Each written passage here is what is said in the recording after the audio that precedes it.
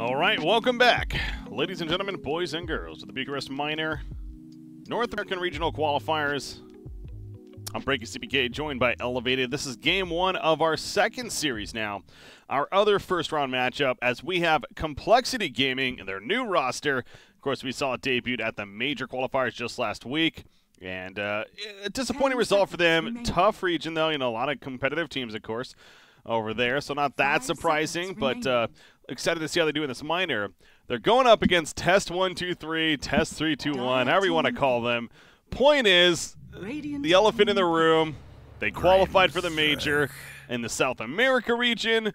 Valve stepped in after some concern was heard, we'll put it that way, and ultimately they made the ruling that they were not eligible to even play or compete in the first place in the South America region because they do have 4 NA players after all. So now here they are. They had to go through the open qualifiers, but they made it. Not really that surprising. A very good team, of course, and frankly would not be surprised if they qualify for the minor here out of NA. Radiant team. Yeah, definitely not. I mean, they've proved that they are a well-rounded team, and they've got some good strategies. They've got quite a bit of talent and experience with the likes of CCNC, Flea, Laposa. I mean, even Ritsu has been around the scene for quite some time. And Kitrak seems to be sliding in nicely to this team as well. Captain and drafter, playing the 5. So I think that they could definitely give compLexity a run for their money right now. As compLexity still seems to be looking to kind of figure out who they are. They've had some very good games, but they've also had some, you know, pretty shaky games as well. Yeah, I think that's a good way to put it. Figure out who they are. Now, we had the chance to cast them at least once, I think it was, in the North American qualifiers in the major last week. And one of the big things I said there, you know, especially Miracle. This is a player now, obviously, like people like the meme of, oh, you know, he left Liquid for this. Obviously, it's not the same player. But this Miracle's from Southeast Asia. Very, very good player in his own right. He's been in a couple different teams. Never truly had that success, at least at the big-time events. But I'm not surprised to see compLexity picking him up here as a very, very solid core. And I think the potential is there, but it's also a lineup that will take some time to develop, of course, that coordination and everything coming together. So no doubt, I mean, personally, I definitely favor test123 coming into this series at least. But, well, that's why they play the games, right? Yeah, definitely. I also got to see compLexity play in the ESL Katowice open qualifiers, I believe it was. And they looked quite good, albeit against maybe slightly less impressive competition, but I like the synergy between Death and Z-Freak, and I thought that Limp was doing Limp things, and Miracle looked pretty good as well. And like you said, this is a guy who has played competitively for actually quite a long time. He's played on a bunch of different SEA teams, and most recently he was actually part of IG Vitality, I guess, before his return to SEA. That's right. He played in the China region over there even. So, yeah, just going through. Been interesting to see the run that he's had. You know, been going around quite a bit, but finding his home here in compLexity, at least for now. We'll see how it develops. All right, enough about that, though. The draft to talk about. You got the first pick, Grimstroke. The response of Oracle Brewmaster, however, coming out from test123, and then the Sand King for compLexity. But that Oracle, we've seen a couple of teams prioritize this hero. Oracle, in this case, for the Radiant now, test123. Yeah, I mean, specifically, we've seen test123 run this hero before. Kitrak seems to like it a lot. It leaves them open to potentially pick a Huskar later on in the game. And we know that that's something that CCNC likes to play. Also, I mean, just right off the bat, provides a good save for Brewmaster. And the Purge, really good against the Grimstroke Inkswell as well. So Kitrak most likely going to get his hands on it. Obviously, the drafter for the team. 5 seconds. That crown next to his name. Speaking of that for compLexity, 343, a.k.a. Adam. He, of course, was the drafter for the team last year, later on in the season, and player as well on their attempts to qualify for TI 8 at that point. Of course, coming up short, but bans to follow, Morphling. We have a Lone Druid, we have a Terror Blade. This is where all these cores are being banned out. Obviously, neither side really has their position 1 or 2s yet, so understandable to see those bans.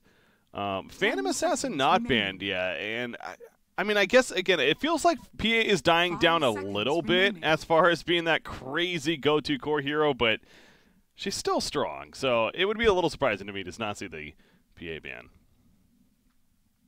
Yeah, I definitely could see. I mean, it's either going to get banned or picked. I have to imagine that. Seems to pair quite well with the Grimstroke. Also pairs relatively well with the Oracle and being able to, I mean, you could Fortune's end the PA before she blinks in. You can also save the PA in the middle of a big fight. Interesting Medusa ban. Yeah. Yeah, we really haven't seen a lot of Medusa. Could set up for a PL, could set up for a CK.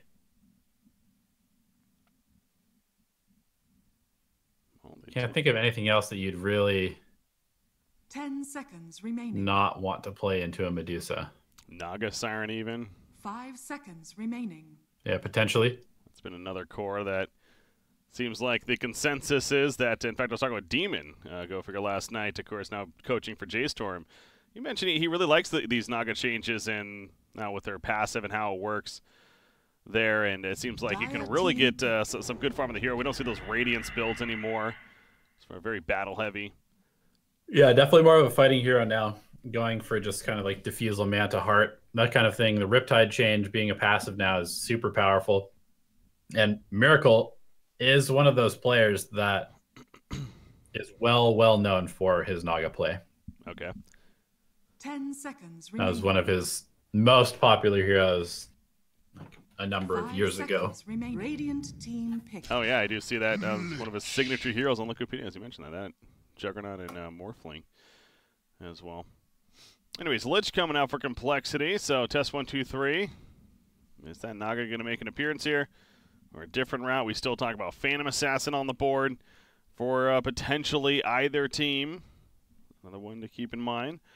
But outside of that, there's that Juggernaut, another hero that got plenty of changes. Again, with a lot of these cores being banned, starting to go down the list a little bit as far as what we could see instead.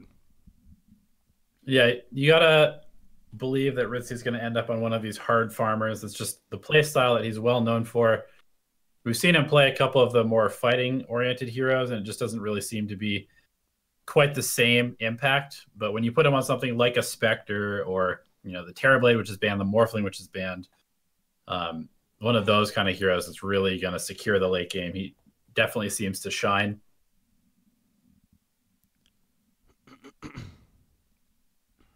So they're deciding themselves. Obviously, only a minute now remaining of that reserve time. Faceless Void. Go for the Faceless. The Phoenix synergy they definitely have, but shaping up to be a final pick. Somebody that could really take advantage of that Chronosphere lockdown.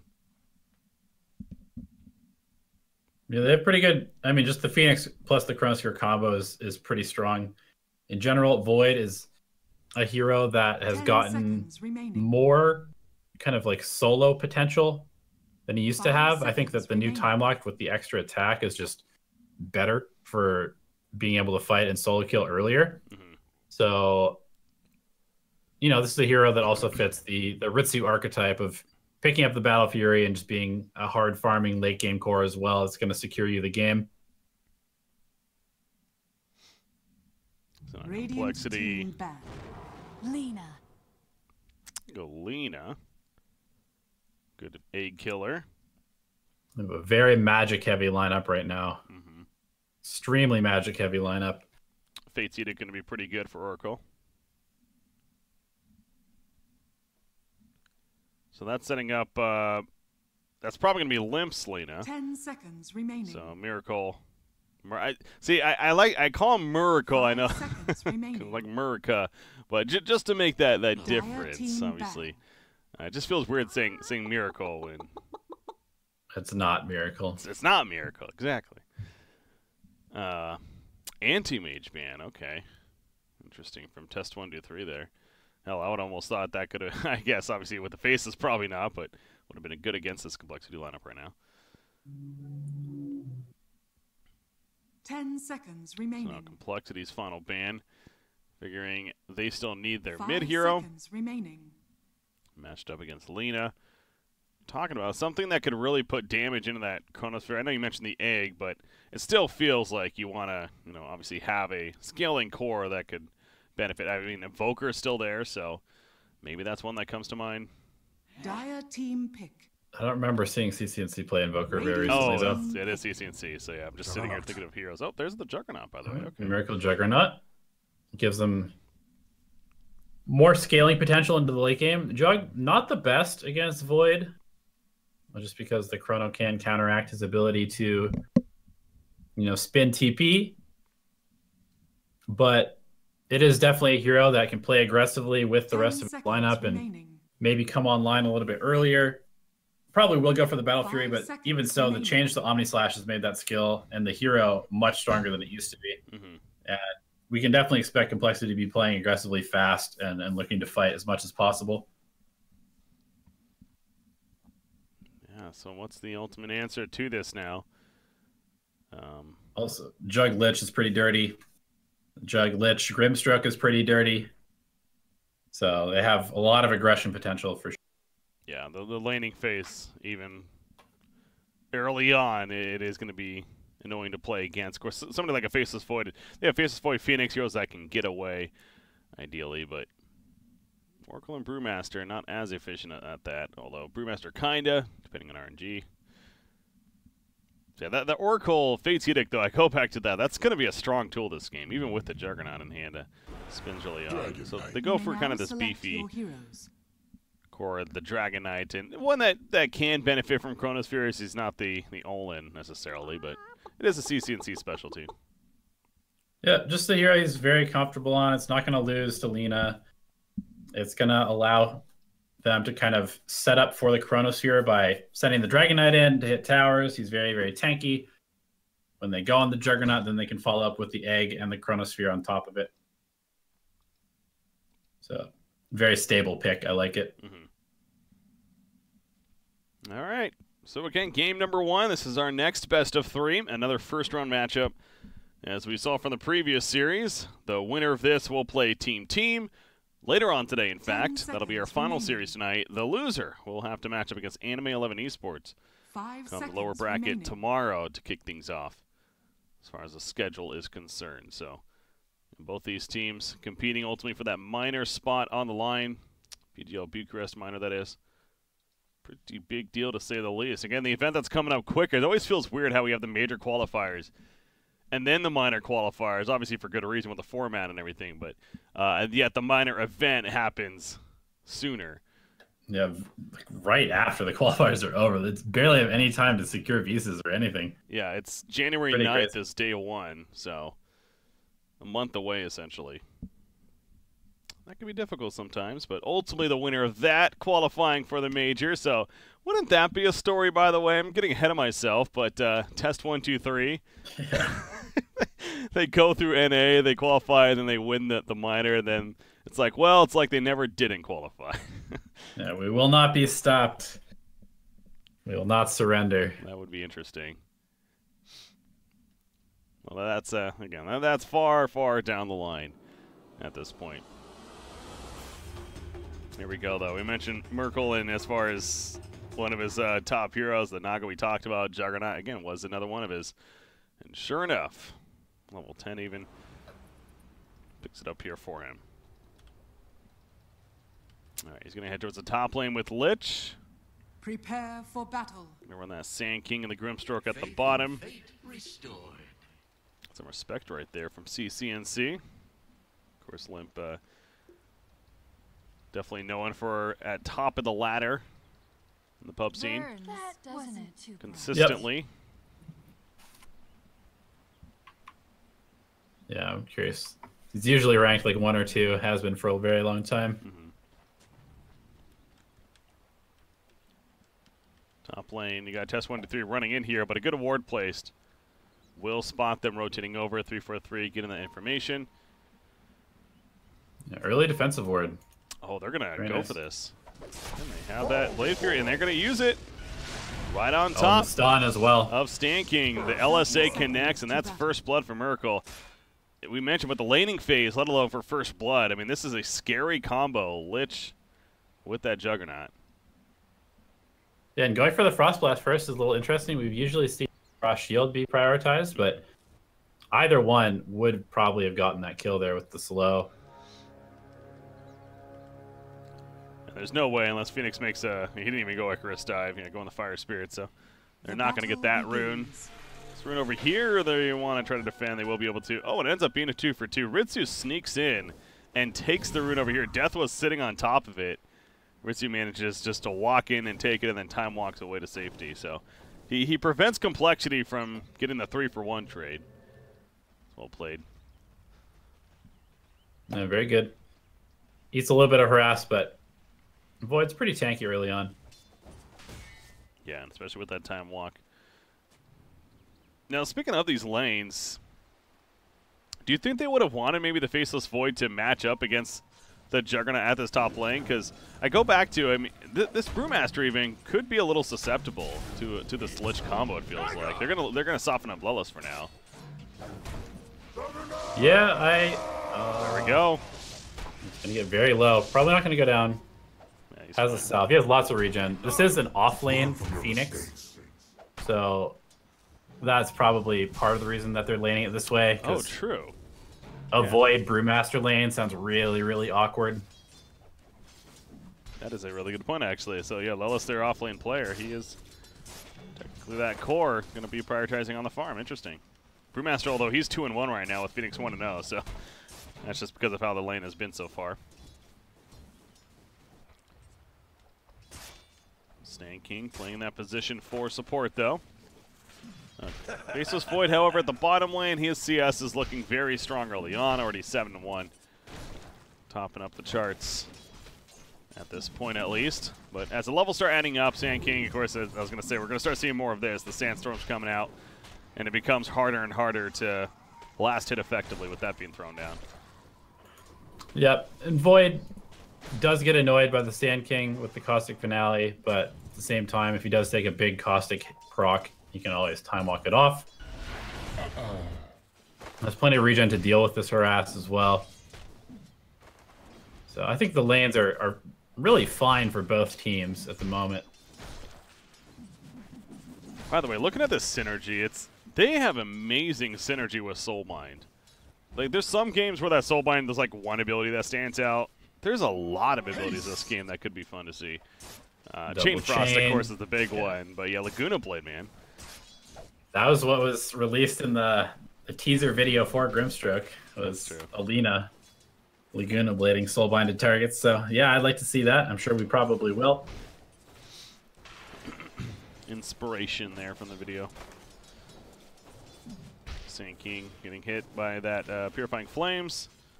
Essentially almost got more regen out of it anyways. That level 1 is usually going to heal you up. For that initial burst at least. Middle lane, how's that going? Both are 15-2 right now as I take a look, so I would call that pretty even. Although CCNC is running at Lena there. Yep, they're just trading farm, trading regen basically. Again, it's one of those lanes where you really don't expect to see a kill unless there's a rotation by a support hero. Right now, not the case. Oracle checking things out. Sand King's just running at him, but I don't know if he's intending to pull the creep wave or not right there. Either way, maybe gets there late. And you see Grimstroke, yeah, Z-Freak attempts to as well. Ritsu runs up, aggro's a creep wave, and instead creep waves meet with one another, so some mind games coming on from both teams. Oracle and Grimstroke trading auto attacks for now. At the top lane, you have Stan King and Lelis. They're taking the pole camp away from 343. They go over there and do it. Not Stan King, actually. Oh, it does say Stan. That's right. He's giving a shout out to his old captain. Yeah. It's the same thing with Sumail. He's tagged up Fear constantly, every now and then. Yeah. Looking at the name, highlighting it. Oh, that's Rudy at the bottom. I'm not going to really matter, though. Ritsu time walks on cooldown for a bit, though. They know this. There's going to be a lot of harass here. No Burl Strike just yet for Sand King, though. And so he will survive. But, yeah, choosing to pass up Burl Strike for now. And understandable. Again, that Sandstorm, the rework, it is a strong ability. Yeah, it's very, very good. A little bit less kill potential in this lane. But I'm sure he'll pick that up here at level 4. Ritsu had ferried himself out some more tangos, queues up another set of tangos. He's really just looking to stay in this lane for as long as he possibly can, and needs to keep bringing out that regen to be able to do so. Yeah, this is where you start to see DK getting pretty crazy. The double bracer already on him now. The level 2 Dragon Blood. Bryo comes to mind. Of course, a J-Storm when thinking of this as well. We got to see a couple performances from him. Are fun to watch, and you can just tell the potential of this farmed DK and take advantage of the kind of the new bracers there even. 20 HP regen per second with the Tango. He has 36 magic resistance right now with the 2 bracers, which give 6% each. So Lina, as spammy as Lina is, going to be very difficult for C to actually be forced out of lane. You see right there, he just pops the Elder Dragon for him, and he's going to use it to keep on farming for now. Try to maybe get some tower pressure. Bottom lane, Faceless Void. He is silenced up. They do kill it, though. Will you watch? And he'll be good. Lelis at the top lane. Icarus Dive is still ready. So he's good. Yeah, no, we had the first blood, remember. That was before the creeps even spawned and everything. So 6 minutes in, it's still no kill since then. It's overall been a much slower laning phase than maybe anticipated. A 1K net worth lead for compLexity, though, and that's mainly because Lelis is having a pretty difficult time. Also splitting farm, essentially, with Flea. Flea with 11 last hits, Lelis with 21, which equals the Sand King's 35, basically, who has been getting pretty much sole control of the last hits in the bottom lane. Grimstark using that haste rune, scatting things out. He's going to head back towards the bottom, though. See some more jungle going on. Purifying Flames being used, trying to heal up that siege creep. But yeah, top lane, Merkel, he's doing very well with it when it comes to CS. 36-4 now, up here against a 23-3 Phoenix. They die by our hand. Talked about someone splitting that farm even with the Brewmaster. Who's going to be the first to rotate here from the middle lane? What's better? What's higher priority, would you say? The Lina or the Dragon Knight in this game? Oh, answer the question. Your question's been answered. It's definitely the Lina. Dragon Knight wants to just kind of be a tank in the lane, pressure down this mid-tier 1 tower before rotating. Lina, on the other hand, has that burst damage available, and Limp's going to look to take advantage of it right here. There you go. Dead. That was perfect execution. The timing of the stun, and again, it was nighttime, so they couldn't see any TP in or come in there initially. So we'll play by compLexity. And yeah, taking advantage of that Laguna Blade, as they call it, lag. But let's be honest, in that case, I don't think Faceless Void is getting away. No. Too good of a setup with the Burrow Strike into the LSA, and you can see Limp not wanting to spend too much time away from the mid lane. Gets a clean kill bottom, heads back to the mid lane, and TNC is really not going to be able to pressure very much. So, great rotation from Limp. Courier took a ride right there, right over Dragon Knight. Luckily, they popped the fortification of it just before, but going to deliver that Ring of Health over to Sand King towards an eventual Vanguard. Again, that's been kind of the build we've seen a lot of these offlaners. Sand King, no different. TP to the middle lane from Oracle, and they are wrapping around. They know Lich is here. Lich gets the vision down, but 343, he is fairly fast, I suppose. Does have a TP. He's going to be fine. Nope. Oh, the root cancels TP. I forgot. Yep, it does. All those changes, and he is dead. Gotta remember that. Fortune's End. Yeah, good TP stopper. So no getaway for Lich, and you almost wonder if he forgot about that, because I don't know if he, you know what, he probably did see him. It depends on where Kirek was channeling it from. Point is, it was coming, and he still tried to TP there. Yeah, I mean, the changes are still, you know, only a couple weeks old, so it's definitely a big shift from always never having to worry about Oracle being able to stop your TPs suddenly. I mean, that's a pretty big buff for the hero. It is. 2,000 net worth lead, though, right now overall for compLexity. Take a look at the individual net worth, and yeah, not surprising to see all 3 cores on top of that chart currently. You mentioned Faceless Void, the idea of a Battle Fury, them being behind. Is there any reason to believe differently? Like, does he go for the Mask of Madness, or is that Battle Fury too important? It's a little hard to say. I think the Battle Fury is still good just because it really secures their late game. And they have a fairly greedy lineup with this Brewmaster and Phoenix, so they're really not looking to take a ton of fights early on. You know, they're very, very ulti cooldown dependent. And so they have to be extremely careful when they take these fights and how they take them. Tower is under attack. He certainly could go for the Shadowblade Mask of Madness build, but I think that the Battle Fury makes more sense in this case. We'll find out soon what Ritsu has decided. Just finishing his power treads. Middle lane, by the way, Lich. That's a Dragon Tail stun. Please here. He's going to throw down that Cinder Brew. And 3 for 3. Not going to survive much longer. So, good flank. Help finish the kill. But 10-minute Bannerine spawn, and Limpy's just controlling the bottom ones. And looks like at least Miracle got the one of the top ones. A 3 for 1 in favor of complexity in that case. The middle lane was happening, and Lich is already TPing back in. They want to defend this tower, or at least deny it, but CCNC is too strong with the Elder Dragon form. Let's take it out. We'll see what he gets. Does he get the Blink Dagger? I mean, he's 1,300 gold saved up. Is there a reason they need Silver Edge? I'm looking at that. Not really, so... you think Blink for the Dragon Knight here? Radiant's bottom tower is under attack. Yeah, it just looks to continue to make space for Ritsu on the Void. I think DK rotating around with the Oracle and the Phoenix together can really start forcing the issue for some of these towers. Free up that space for the Void, who has rotated top actually, has the Chronosphere to threaten should Complexity try to defend this, and as a result, they're probably just going to have to trade bottom and give this up. So 2-to-1 tower advantage for test321. This is an illusion. It's, you know, there's a ward right here. They spotted that illusion the whole time. They were definitely moving as if they're going to go for a kill.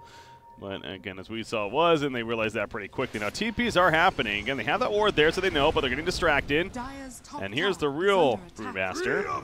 Primal split. Death could be in trouble. Yeah, Burrow Strike's not going to save him there. Puts down the Sandstorm. And that Urn, if anything, is going to take him down. He gets hit. He stays alive a little bit longer, but finally does get down. Taken out even by Kitrak. And Ritsu is able to push the top tower while that's happening too, so pretty good right there for test123. And you do see Faceless Void currently has the Mask of Madness queued up even. All right. Well, making a read that they are able to actually push the pace of this game, so perhaps looking to fight a little bit more often. That's unfortunate. Lelis right there. He went for the Icarus dive. He used it, but he couldn't activate it again to stay away because the silence hit him as he's in mid-flight. And the silences, that's why Silencer in particular has always been the counter with Phoenix, because it completely destroys his mobility potential. Big rotation in the mid lane. CCNC up a little bit too far. Yeah, he is very tanky. You mentioned the double bracer, power treads finish, but just 4 heroes collapsing, a Laguna Blade to the face. Simply out of position. You pointed out it's a good collapse, sure, from complexity. He's playing a little too far up, though. Speed. Meanwhile, Battle Fury queued up for this Juggernaut, and he already has the Perseverance complete on top of phase boots, a couple of Wraith Bands. So Miracle setting himself up to actually scale significantly better than Ritsu on this Void is, if that is the direction that he does indeed go, which looks like it is as he finishes up the Mask of Madness. All right. Mask, not the worst farming item either. No. Does allow you to farm pretty quickly. Really good, and it's going to come into play right here. Well, not really. The Soulbind's put down, but we've seen that a couple times now where Grimstuff, they'll just Soulbind right as they're about to die. Level 1, again, it's a 90-second cooldown, so seems a little silly, but either way, not enough to survive. But yeah, as you're pointing out, it's not like it's a bad farming item. It's just they are... You want to take advantage. It's like getting a blink on a hero like you're tiny or whatever, and then just continuing to farm, right? It feels a little odd if you're going to do that. You almost want to look for those Chronospheres now and look for those ganks. We saw a little bit right there on Grimstroke, but you still feel like they need maybe more with this early Mask of Madness pickup. Oh, yeah, definitely. I mean, I expect them to basically just use it pretty much off cooldown if they can, and then he's just going to farm the rest of the time with the Mask of Madness. One thing to note is that attack speed is even better on Void than it used to be because of the changes to his bash. Oh, he has a crow. Oh, that's a little awkward. You can't decide. It's going to get out. Yeah. They purged off the Frost. You know what that was? He Frost shielded, and so he was second guessing. I guarantee you there's some communication issue because Kitrak was probably saying, no, I can purge him with the Forge's End. You could tell Ritsu was very uncertain. He went back and forth a couple times. And by the time he realized, it was just way too late. Uh-oh, and they're going to potentially catch him here. Oh, okay, he sees them. He has a Yules, though. Can he get in range? No. Courier? Oof. He did not have the shield. Flea's in trouble, though. Going to get epicentered. Yeah, Flea does have Primal Split. The stun comes out, though. Primal Split not in time. Credit for the kill, and they'll take a mid tower themselves out of this more than likely, unless they get distracted. Yeah, no Chronosphere available, so no defense possible for test321. And yeah, I mean, Ritsu just kind of made a read. He figured that he wasn't going to be able to kill him in time without committing the Mask of Madness. And if he commits the Mask of Madness, he probably dies in response there because they are right next to this tier 2 tower. Well, maybe not going to get the tower. Defenses here, Death, Vanguard Bracer. Tough kill, nearly 2,000 life, also has that healing ward, so they don't even get him to half life at that point. And he'll walk away. So, keep the tier 1 up, though. I suppose a minor victory there for test123, but you do see DK now with the blink, another 1,200 gold saved up. And now Faceless Void is going back for a Battle Fury, so I don't know if that's indecision or if it's more of he just likes the mask earlier on to try to make those plays. And Handsome Farm still, it seems pretty greedy, though. Yeah, you know, it might seem a little greedy. I think that the thought behind it is that the mask does allow the Void to fight earlier than if he just goes for the Battle Fury straight up. And then the Battle Fury is still going to allow him to keep up and farm. It will come significantly later than the Jugs Battle Fury, but at the same time, it does give him that scaling potential. The regen is also very nice, and you know, it's a good amount of damage, especially since he gets a double attack with the time lock now. It's not just magic damage on top of it. But you have Juggernaut on the other side. His own Battle Fury is just about there. Needs a Demon Edge, so 2,200 gold needed. Another creep wave, maybe going to the jungle, we'll see. But within the next minute, he definitely should have it at this point. And, of course, that acceleration getting much better. We already mentioned Lena with the Yules. She's just behind Juggernaut right now in net worth. Is limp. Another 1,000 gold saved up on him. So progress most certainly being made by compLexity as a team. And top lane, setting up. Just these two, it doesn't feel like they can get a kill. In fact, yeah, he'll just blink away. And I think that's almost what they expected. Scary. Yeah, just kind of forcing him out of their side of the map, taking back control over this part of their jungle, and shoving the lane out towards this tier 1, which actually hasn't taken any damage, but they'll probably be looking to push this in with the Sand King. Merkel spinning away. He doesn't want to give up his Ancients. He has TP support coming, and remember, he has Omni Slash as well. Ritsu does have a Chrono, however. Time walks. And he kind of softened them up for him, to be fair. So a little awkward. Be very careful, though. Radiant's top tower finish is him under off, so it's unfortunate for test123. But it's understandable why they got scared. They didn't really have vision in the area. Didn't want to overcommit. And now 4-man smoke around the Juggernaut. Heading all the way bottom. If they can catch Ritsu, that would be a big kill. They're going to see him appear once again. Do they change their path? No, they're committed middle lane. Yeah, there was no vision. The ward did not spot them pick up this Arcane Rune, so could be a successful smoke if they actually run into anybody, but test123 possibly reading or just simply having a different game plan. I think it's more that. Yeah, I think it's more the coincidence, honestly, the way that they were moving. It seemed like that, but either way, they do avoid it. Radiant's middle tower and this ward's interesting because it's already a sentry here. That's going to be able to counter it for the Radiant team if they spot it. Oh, but they're sitting high ground.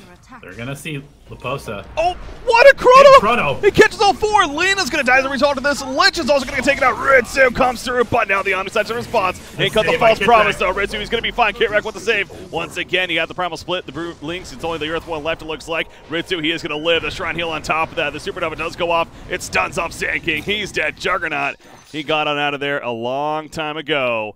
That 4-man Chrono, he happened to just spot them in time as they were setting up for a gank themselves. Wow. And I wonder, this ward right here, this Radiant ward right by the top rune, it just barely sees under the high ground. So he might have seen that Grimstroke sitting there waiting for Leposa. Okay. And then he jumps in. Yeah, because there was a slight hesitation right before he Chronoed when he caught all 4. So he might have been just looking to find 1 or 2, but finds 4. Huge, huge play. Dire are scanning. And talk about the early Chronosphere in that one. Phoenix, he's going to get caught, by the way, so good find by Lena. But yeah, a bit of a makeup there from Ritsu, I think is safe to say. And he not only brings Team 1-2-3 right back into this game, but they do have that net worth lead now, just about 1,000, even losing Phoenix there. Juggernaut, no doubt, will still be a concern, but Faceless Void, because of how that's all played out, he is well on his way to that Battle Fury follow-up now of the Mask of Madness. And his own acceleration is going to be very real. Yeah, and now this is when Void starts to get really scary, because he does have more mobility than Jug. He's going to start to actually outpace the Jug in terms of farming. And he has that direct counter to the hero as well with the Chronosphere. Time is money. Lena pushing top lane. Remember, no Chronosphere for another 20 seconds. That's the downside of the hero. Ultimately, the idea that, especially earlier on in the game, teams can play around that effectively. I suppose even at level 3, it's still a 2-minute cooldown. But not able to get the tower kill either. Only just a little bit of pressure. And that's it. Brewmaster, he went the Hannah Minus. Haven't even mentioned that. Again, he is technically a support Brewmaster. Full agreed this game. Yeah. Sure is. On his way to a blink. Limp. Now there is a sentry here, which they will realize because they just got counter-warded. Oh, Posa runs into 3-4-3.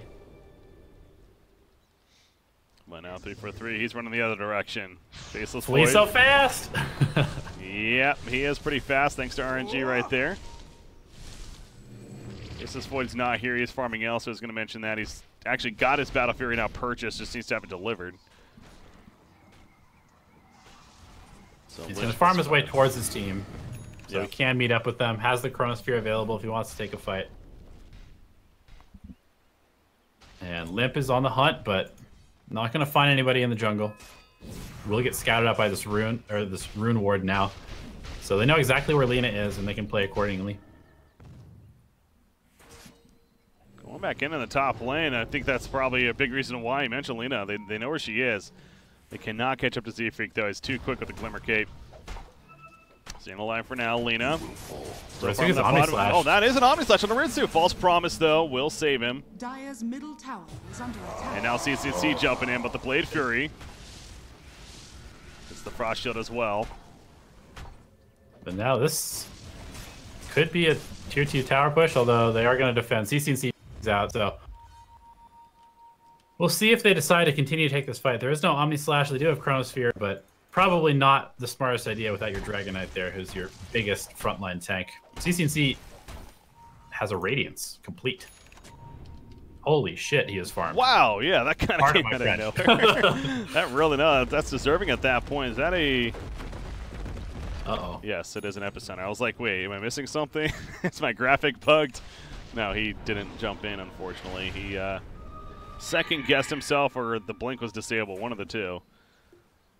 Either way, Brewmaster still could get caught. Brewmaster actually jumps in, but there is a Sankin nearby. The Primal Split going to be canceled, and the Phantom Embrace does not connect in time, so the Primal Split is successful in the end. Purge comes out, 3-for-3. Oh, well, he's running for now, but the boulder is going to hit. The urn comes out, and he is dead. So only lose a Lich. You know, Primal Split for a Lich kill. Not the worst thing ever for your complexity, I suppose. Juggernaut farming elsewhere. He's almost got his Manta-style finish now. Just needs the ultimate orb. Yeah, Manta seems all right this game. One big change in this matchup is Phoenix used to pretty hard counter Juggernaut's new Omni Slash, actually, because Fire Spirits would make him attack like one time during an Omni Slash because the attack speed's slow, but now Omni provides the Dispel itself. Flea could be in trouble here. Limp could be in trouble, though, however. Yeah. There's a lot of support. The False Promise from Kitrek just in time. The Sinister Gaze did not hit. Chain Frost is not going to really bounce either, and now Limp. Mentioned he's the one that's probably in trouble. He sure is. Okay, Brewmaster does fall. Kitrek got too distracted to heal up Ritsu. He has a chrono. Doesn't want to waste it here on the Lonely Lich, though. You know what? He doesn't even need it. It's a 2-for-1 turn in their favor.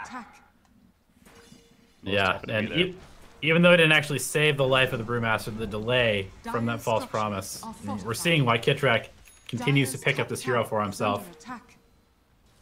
Radiant's bottom tower is under attack.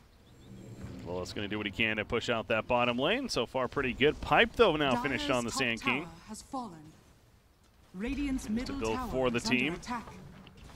But the top tier 2 goes down, and Ritsu, he is contesting now with that Juggernaut for top farm in the game. Mentioned the Shadow Blade, the BKB next in line for him. And with that BKB, he will be a force to reckon with for sure, because really it's up to Juggernaut to be dealing most of the damage when that's activated. At this point, at least, depending, you know, we may see an axe eventually from Lina coming out, but she's going her own BKB for now. Dire's middle tower is under attack. Push out that top. Still haven't seen the Soulbind synergy yet. That's something else to look out for compLexity. Yeah, Z-Freak hasn't been able to find a whole lot of purpose in these fights, it feels like. Getting off the silence, but it always seems like it's slightly too late to stop the primal split. And then no real good Soulbind targets. A lot of the test-123 lineup is kind of just sitting back waiting to jump in, and so he can't really just like throw it on to, you know, a couple tanky frontliners or anything like that. And going back to this DK though, having the Radiance, I mean, again, just to reiterate, dear God, in fact, he was able to just farm that and was quietly doing his own thing. But having that, he is going to BKB next. 3,000 HP. Yeah, 3,000 HP with that Radiance burn working. So I suppose it is pretty good against Juggernaut, who's trying to just hit you in general. But I'll kind of get to that point in just a second, because they might be going uphill. Like, the smoke's going to be spotted. 3 for 3. Could be the bait in the end. It looks like that's going to be the case. So they do take out Lich, but everyone else on compLexity's side should be able to retreat, which they do. What I'm getting at, he spent a lot of gold on this item. That is it the best choice this game? Was it the best choice even? I think it's pretty good, just because it's gonna make the Sand King's life much harder finding those initiations.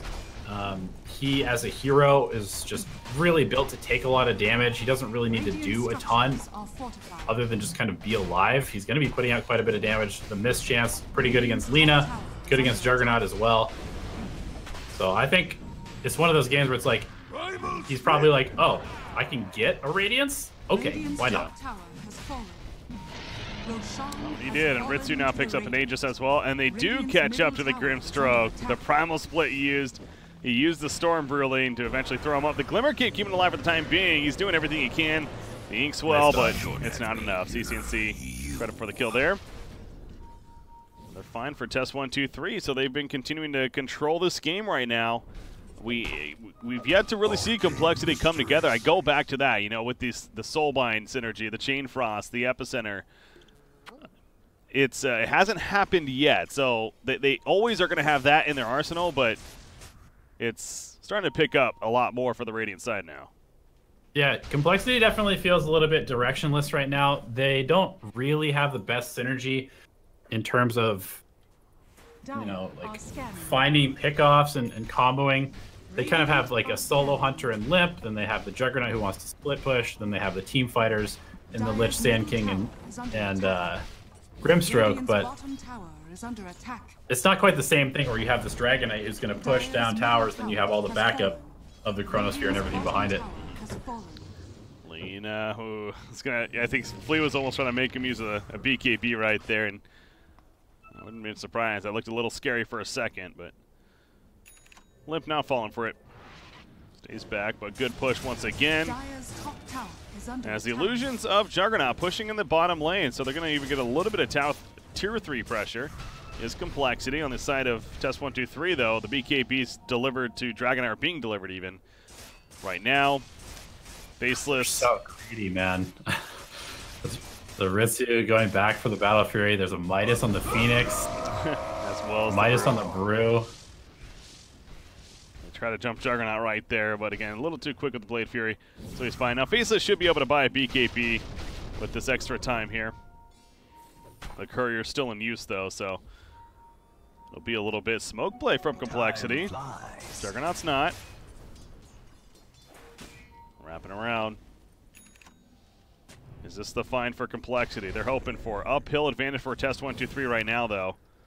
Middle lane, Flea. They might find him. Nope. Cancel. It's not the prime target. Remember, support Brewmaster. Don't want to waste your openings on. However, the dust comes out. Glimmer Cape. Z-Freak. They get the silence, the gaze. 3 for 3. You're in a bad spot, though. He throws up that Frost Shield, and now he runs in CC&C. Ritsu, he just jumps on a Lich. Mitigation happening, but it wears off. The Grimstroke is caught too by that Dragonite. Dear God, his damage is intense. And Ritsu's just simply going to time walk down the Lich. So, again, another case of complexity almost a little bit on different pages. Test 1, 2, 3 not. Yeah, they just really don't have a good way to take fights. Like, you're going to engage into this Dragonite? That doesn't seem very good. No. You're going to jump the Brewmaster? He's got 2,000 health. You're not going to kill either of them. And it's just kind of showing, like, ease of execution is definitely on the side of Test 1. Oh. Okay, kills the courier at least. That was a Juggernaut right there. It was the makings of a Vanguard from the looks of it. It was on that courier. Either way, not the biggest deal in the world, I don't think, for Test 1, 2, 3. BKB was ready to deliver to Faceless Void. They still have the HS for another minute and 15 seconds. Wouldn't mind using it. In fact, the Tier 1 tower bottom is still up, so you figure that's where they're going next. Dragonite's already pushing it out, in fact. Yeah, most likely. They want to relieve some pressure, but they're also pretty happy. Oh, fine, Sand King. Sand King goes in on a Brewmaster. Face Edict on himself from Oracle. Science hits. Over here, they're just going to sacrifice the Brewmaster. Laguna Blade committed for that. Soulbind hits, though. False Promise. Oh, misses the stroke of close. The Burrow Strike hitting both. They're going to get Kit Rack, it looks like, but the False Promise helping to keep Faceless Void alive. What's going? Oh, missed the Chronosphere, though. Limp was just out of range. They're going to turn on a Grimstroke, but Limp, he could come back in. Plenty of damage to come. In fact, the Epicenter channel by Death. Ritsu taking that Omni Slash silenced up. Gets the time walk off, however. And the Omni Slash puts Merkel back on the ground after it. So very close call right there. Not enough crits, though. CC's back in. He's so tanky. He is, and he does plenty of damage. Everything is pretty. 3-4-3 going to go down. Citizen Skates. However, Phoenix bringing the Supernova. The Yules throws himself up, actually, on Test 1 to 3 as well. Gets some Bash proc. Sand King trying to get out of here. That's not going to work. Ends up being a double kill for the Dragonite. And so, big picture, Test 1 to 3 does look good for them despite that whiff chrono. That just kind of says what the state of this game is. If they can completely miss a Chronosphere, still win a fight very handily. I mean, did they lose anybody? No. Brewmaster was it. Yeah, like way before the fight even really started. That's true, yeah. Lich, that's a dieback. Again, False Promise proven to be a very powerful tool this game. Yet another easy save on Ritsu. CCC cleans up the racks by himself. Yeah, I was going to say, they're not killing this Dragonite, though. No. It's a little Radiance misses. Giving him, you know, 17% extra HP, basically, as if he needed any more. So falls back, and the AC's coming for Dragonite. Definitely love to see that. Grouping up that's going on, and not only more tank for him, but nice damage enhancement tool for the team, pushing and sieging towers. Yeah, it combos pretty well with just the raw damage you get from Radiant. 65 damage is nothing to scoff at. Yeah. And we always just talked about the burn from the item, but it actually is one of the highest damage items in the entire game. Sacred Relic, pretty good for that build-up. AT Addict and Kit Rack will survive, and now Z-Freak could be in trouble. Fleece still has his Primal Split, juking it right there. This Glimmer Cape has been very valuable. He actually gets the blink off. Ritsu doesn't care. He does not. That Time Walk cast range. There's a Chrono too. This time catches Limp. In comes the Omni Slash though. Ritsu again with the False Promise. It doesn't stop. Can't heal him though. He might go down. He's gonna lifesteal. I don't think he is. He is fine. Juggernaut. Frost Shield is up, so CCNC not doing the most damage just yet, but it does wear off. Episode in the backlands, catches a couple of heroes. Actually, it caught the Phoenix, it looks like. He doesn't have a Supernova. That was already activated by Lilith. Icarus dies away. Z-Freak tries to finish it off. The Yules juke. They get the kill on it with Faceless Void, but now Faceless caught out. No Aegis or anything like that. Can he get Time Walk in time? Yes, he can. Here comes DK once again. They get the kill on Lena for the dieback. She's out for 100 seconds. Death just being locked into the backlines. He's a tanky target, but those time loss continue to proc over and over again. It's going to be the game here, Breaky. Very likely. No buybacks on 4. GG well played is called. Test 1, 2, 3 will secure game 1 over complexity. I gotta say, I really think Oracle was arguably the one to thank there in the end, because those false promises continued to be an issue. Yeah, you got to give the MVP to Kitrek there. I mean, Ritsu hit some nice Chronospheres. CCNC was just an absolute juggernaut. Unstoppable on the Dragon Knight, but those false promises for those last couple of fights were just so game-winning. On point. Only 8 you do kills. See, CCNC did far and away the most damage in the game with that Radiance, just burning everybody the entire fight. Slightly more than limp there, but yeah, only 8 kills for compLexity in a 34-minute game. Especially with the lineup, we were talking about, it seemed like a lineup that was going to be fast-paced, right? This was one that wanted to come online quickly, and to an extent they did, especially with Lena, but they really never came together. I look back at that, the Soulbind synergy. Across the board, they had very good Soulbind synergy. We never saw the double Chain Frost. I don't think we saw the double Laguna Blade. Maybe once, if that. So, and also, when you have a hero that goes 2-0-2 and you lose the game, that's also kind of an awkward moment in itself.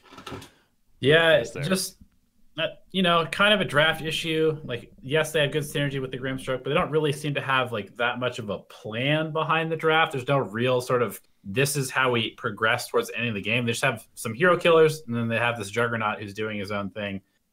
But like you said, it just didn't really seem like they quite put everything together at the right time, and as a result, we saw test123 go full greed and have it completely pay off. test123, 1-0 lead, deserving at that. We got game number 2 is going to be coming out, though, here for the PGL Bucharest Minor North American Qualifiers. I'm BreakyCPK, joined by Elevated. Stay tuned, guys. Game number 2 coming up next.